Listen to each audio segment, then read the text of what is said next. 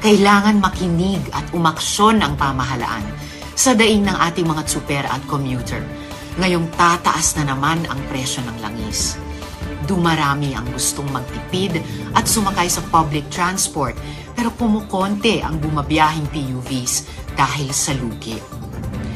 We badly need concrete transport solutions way beyond the suspension of excise taxes.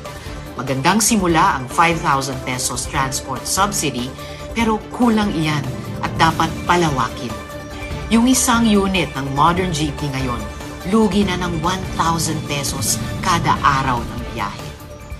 I filed Senate Bill number 1986 which proposes a 52.8 billion pesos subsidy package, part of which is a 12 billion peso fund for transport subsidy.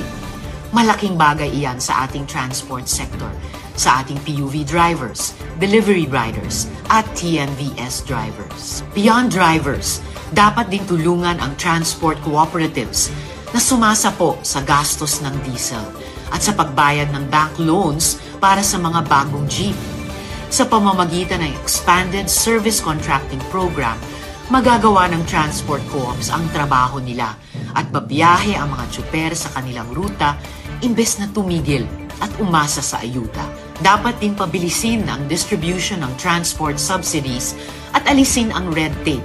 Halimbawa, dapat ayusin ang first owner rule sa pagrehistro sa ayuda dahil pahirap ito sa maraming operator o tsuper na second or third owner na ng kanilang GP units.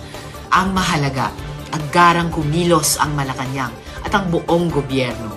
Huwag na natin hintayin na maparalisa ang buong transport sector at tumaas lalo ang presyo ng bilihin. Pagsikapan natin ang mga solusyon na hinihintay ng taong bayan.